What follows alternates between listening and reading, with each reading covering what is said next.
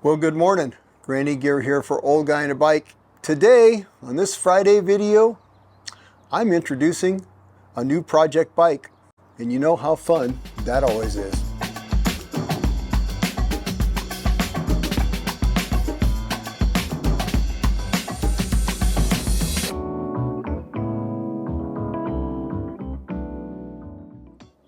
Now you know, part of the joy of getting a new bike is the planning.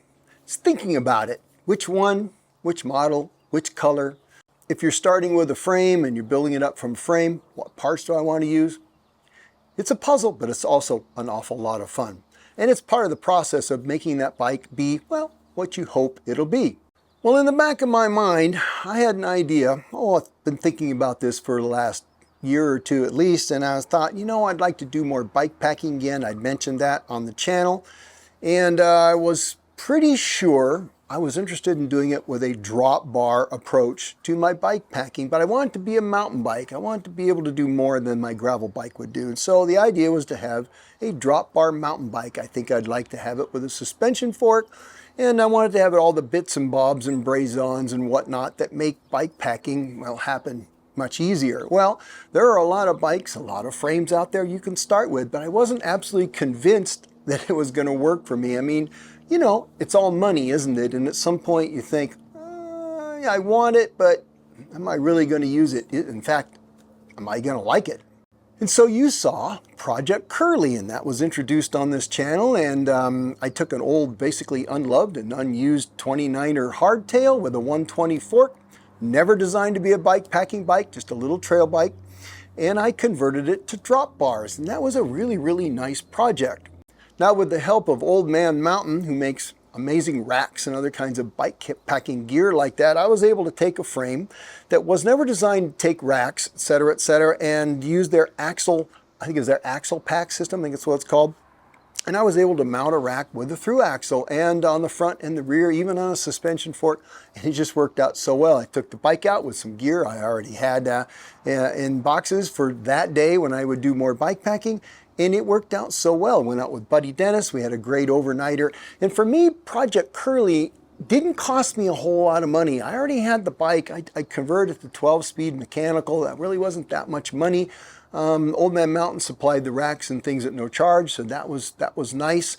And basically for me, it was proof of concept, and well, it proved it. So it seemed like maybe it was time to step it up a notch and start looking for a frame that would be designed to do what I had in mind, because, well, honestly, most of the parts I had, well, they're going to move over, and maybe I should think in 2025 of shopping at some point. When I reached out to David Turner, he makes my Cyclosis titanium gravel bike, and he makes a bunch of hardtail mountain bike frames as well in titanium.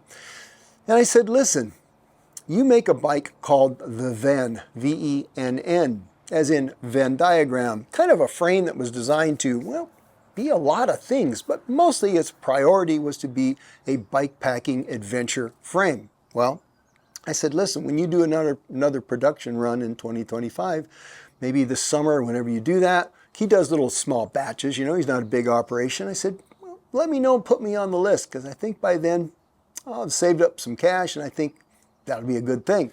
Well, he says, you know what I've got? I've got sitting here in a box the last XL Venn 2024 frame. He says, I'd love for you to have it, and I'd love for you to give me feedback on it, because sometimes when you make small batches, you can change between batches. You find something you think you could do better, well, you can tweak it. When you're a big manufacturer and you push the button and you say, I want 50,000 or whatever of these, well, you don't change that for a couple of years, because you're locked in, especially if you're doing it in carbon with carbon molds, etc. But if you're a small batch operator like Mr. Turner, well, you can just basically change as you need to, as you think things need to be better. Well, here I am now with a 2024 Venn frame. I want to show it to you right now because, my friends, it is a thing of beauty.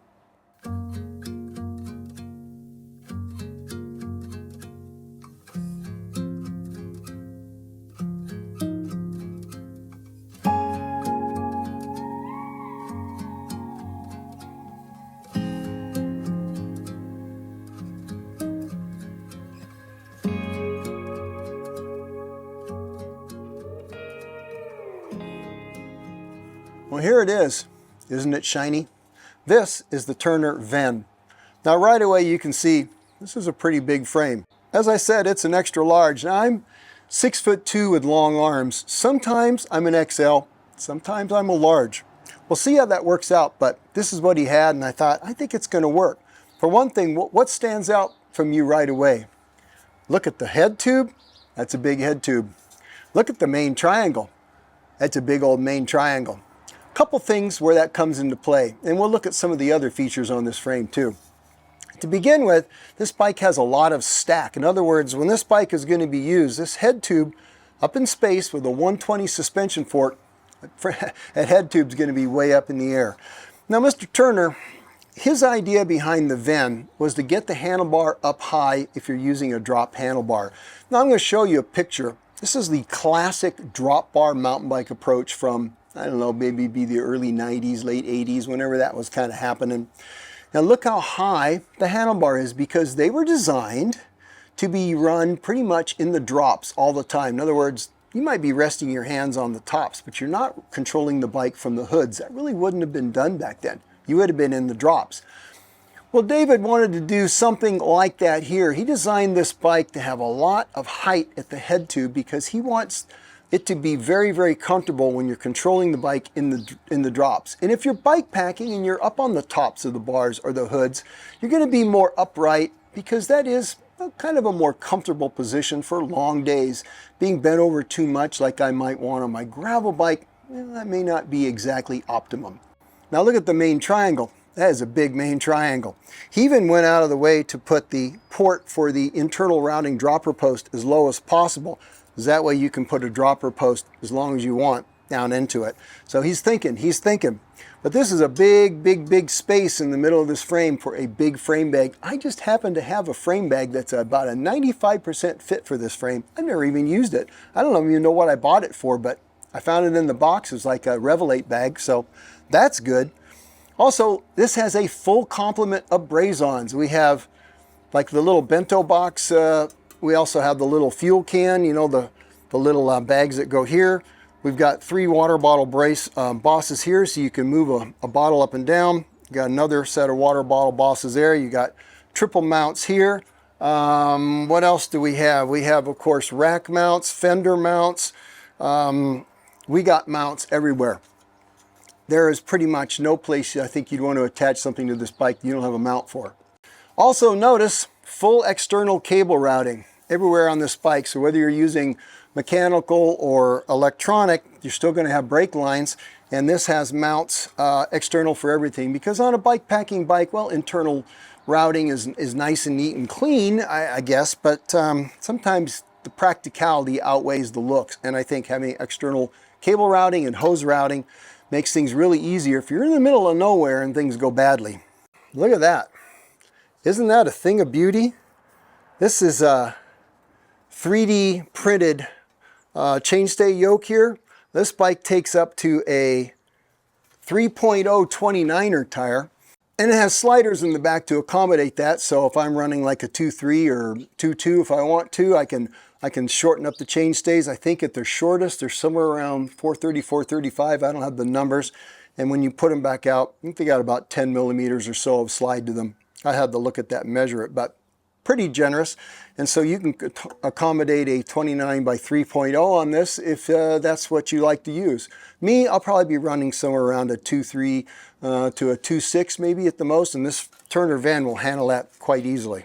The bottom bracket, Shell T47 threaded external bearing bottom bracket. Now take a look at this down tube. I don't know if you can appreciate how big this is on camera. That's a big old down tube.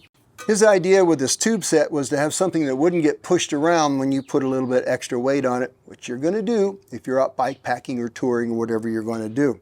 Also has a little bit lower bottom bracket than you would expect on a mountain bike frame. Somewhere in getting closer to gravel bike drop, bottom bracket drop. Of course, we're going to be using a much bigger tire on that, so you're going to end up with a higher bottom bracket. It can run up to, if I remember right, it can run up to a 144. You have to check with Turner on that. We'll see what he's doing for 2025. But I'm running a 120 fork on it, so all the angles of this, which are moderate, Not quite as steep in the seat tube as a mountain bike, but a little steeper than a gravel bike might be. The head tube is certainly slacker throughout the range than a gravel bike would be, but not as slack as a full-on mountain bike, trail bike would be. So it kind of walks that line between the two genres. I would consider the top tube to be kind of a mid-tube length because I can run this with a drop bar bike, which usually requires, in order for that to work well, a little bit less reach. So this would have a fairly long stem if you're using it with a flat bar, but if I run this with like a 40mm stem or a 50mm stem with a drop bar, then I'm going to be in the same range that I want to be in. 30.9 seat post, so you can run a dropper with it too if you want to. It's a peach. I weighed the frame as you see it, with the axle in it, the sliders, all the little brazons have little bolts and screws in them, seat post clamp, 5 pounds, 4 ounces on my fish scale of truth and justice in the garage. And really, I mean, frame weight when you're bike packing, not exactly weight weenie stuff, is it? But I think this thing ought to get the job done. And really, it's not very heavy. A lot of the steel bike packing frames, they're going to be 6 pounds or so. So not bad at all. And isn't that just sexy? Now I'm still collecting parts for this build-up. I had to get a new fork. I got that because the old Curly had a pretty short head tube compared to this thing, and so that fork was cut and that was done and done. So I had to get a new fork for it. I just got a Fox 34 120. I think that'll work fine. Waiting for some bits and bobs for things like headset and bottom bracket. That's going to be coming in, and the rest of the parts, really, for the most part, I think, are going to move over from Project Curly. I may have to play with the handlebar a little bit because this is going to be a much higher handlebar position than I've ever had on a mountain bike, and I'm not sure how that's going to work out, honestly.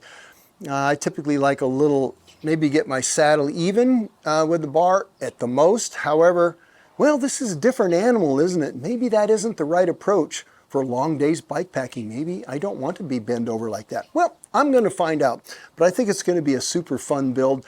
As the parts come in, I'll start slinging them on there and moving stuff over, and when it's all done, well, I'll show you the finished project.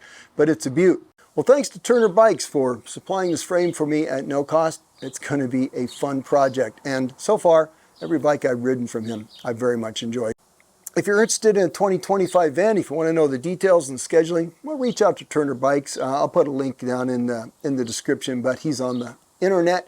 He's easy to get a hold of. Just kind of see what he has to say for the 2025 Venn series, okay?